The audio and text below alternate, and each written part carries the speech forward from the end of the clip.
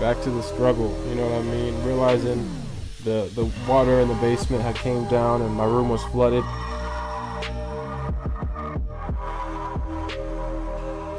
But not really just the water, just realizing I had so much farther to go.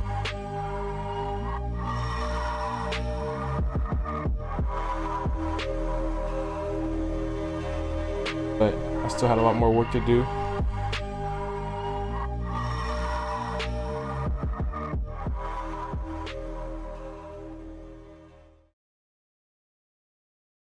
I planted a desire in my mind. It was really important to me, you know, I wanted to become a rich barber. Not in the terms of wealth or monetary success, but to be surrounded by those striving to be their best, you know, at what they do and creating the lifestyle they desire. It's a numbers game. Toot the Barber, shout out to Toot the Barber.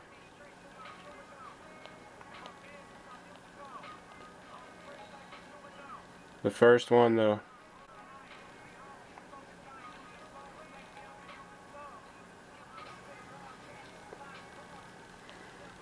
We're cooking up.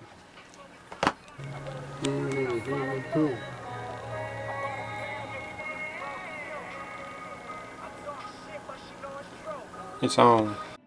Long-winded, running through this life like it was mine. Never settling, but setting every goal high. 1,000 burpees on the path to my own destruction or success. But what is a mistake without the lesson? See, the best teacher in life is your own experience. None of us know who we are until we fail. They say every man is defined by his reaction to any given situation.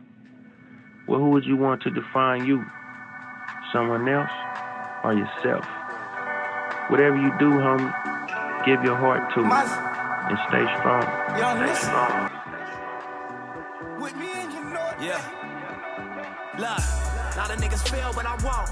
I'm just like you. You know, I was the same way. I remember not long ago having the goals of doing these things. Like I put these exact moments on my vision board, my dream boards, and I'm like, man, I want to travel with my friends and like not have limitations to your freedom, you know? Not have to ask your boss, hey, can I have this weekend off? Hey, is it okay if I leave? Right. And I was actually in the same position as you. I wanted to become an apprentice. I was looking for barber schools, and I found out they were like 10 to 20,000, and I didn't want to leave barber school with debt to get my license, and also not make any money from that, you know, that year period of working like a 9 to 5 at school and learning from a textbook, you know what I mean? Instead of like a mentor hands-on.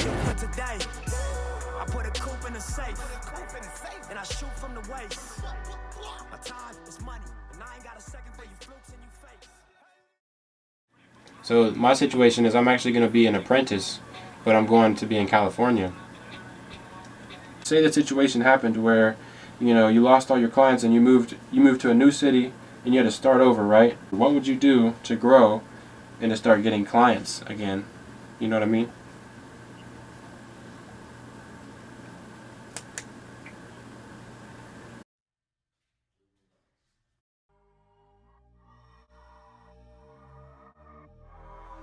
The first thing I did, I found a mentor or a trainer that was willing to take me on, even though I was in a different state.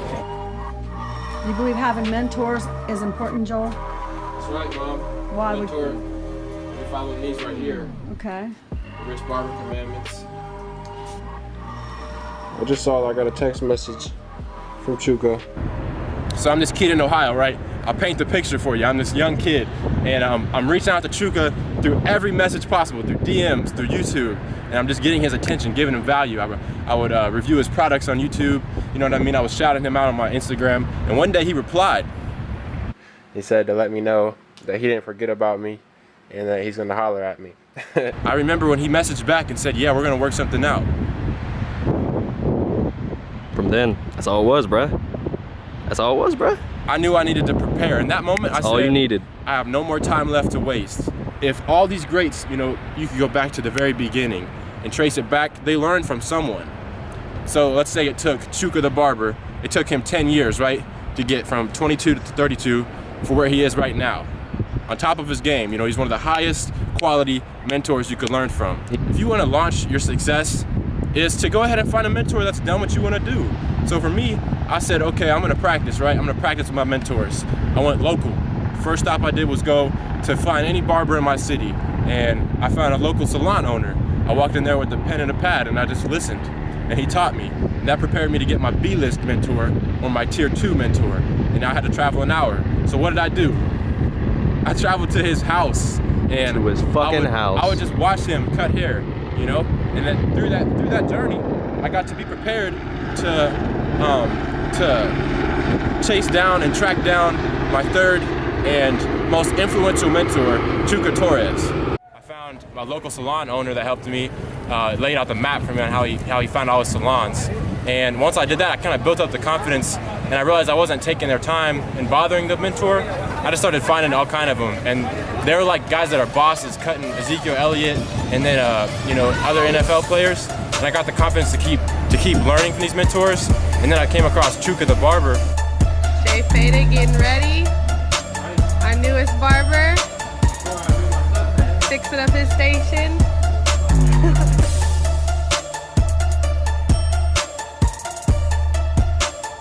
I've yet to meet Chuka. I've never been to Sacramento. Today is my first day touching down. I'm at the bottom, in every sense of the word.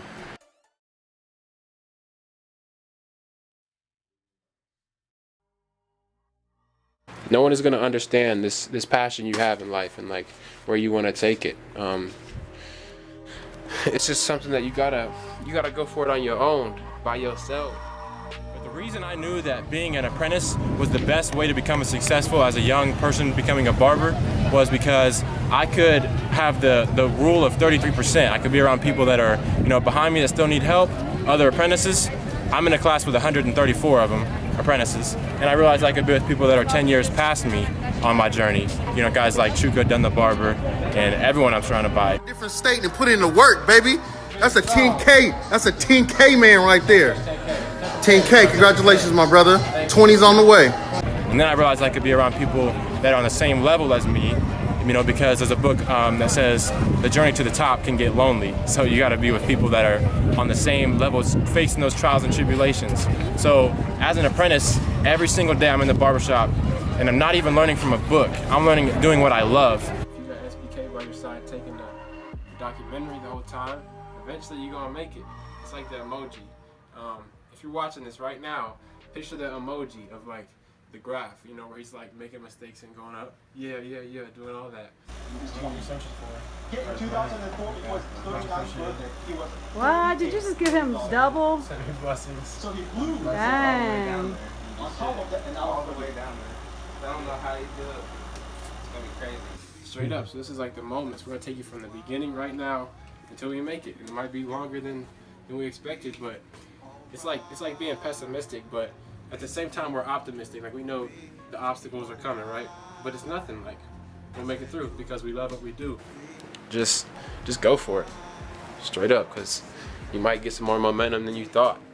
I showed that I could get a plane ticket, go ahead and go straight to the shop, meet the owner. The closest person I could think of, that's influenced me so far to get to where I am, while also being so far away, exactly where I want to be, is Chuka. He's gonna be very happy here. I know he's gonna be a success here. Thank you. Yeah. This video is really just to tell you guys, I literally have just secured the apartment. It's basically my own place. I'm sharing it with a couple, but they're like never home.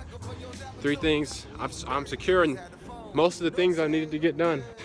I'll meet the apprentice trainer, and he is going to submit me into the program. In 3 weeks, I will be a rich barber. Not literally. I just meant, well, yeah, actually, literally. Dreams happen here, man. Dreams, yeah, no doubt. That's where dreams come Yeah. So I'm glad you're having me on, bro. A week later, we filled out the paperwork, and that was step 2 for me, was filling out the paperwork, getting an application in, and paying the $2,000 upfront fee. I paid it in cash because I wanted to put off the energy that I was about my business and that I was serious about the apprentice program. Risk, according to Webster, is the chance of injury, damage, loss, the failure of your expectations. But I realized that it's also the opportunity to learn and gain the fulfillment of your desires and dreams. My name is Joel Thompson, and I'm also known as my barber name is Jay Faded. and you're watching the J Faded documentary. You've been going at this for a long ass time. You were giving people free haircuts, and the coolest picture is when I see like you started at like 15, and you're here now. The picture. Yeah, that's right. That picture's He's been fire. killing it with the storytelling. But that people resonate with that story. Yeah. A tip to find your mentor is remind them of themselves when they were at your point on their journey. So I showed Chuka, man, look, I'm hungry and I'm willing to learn. I'm willing to help. I was going at it the right way. Most people are trying to take from their mentor before they even establish a relationship. I knew the only way I could really get his attention and, you know, make it feel like every time I hear this Joel kid, he's giving me value. You know what I mean? He's shouting out my Instagram. He's reviewing my products on YouTube, and he's telling me he's gonna work for me for free. Here's the ultimate passion, a passion for incredible success in every department of my life. That's the passion. But don't look down on some menial job you have to do to finally get you to where you want to go. No job is menial.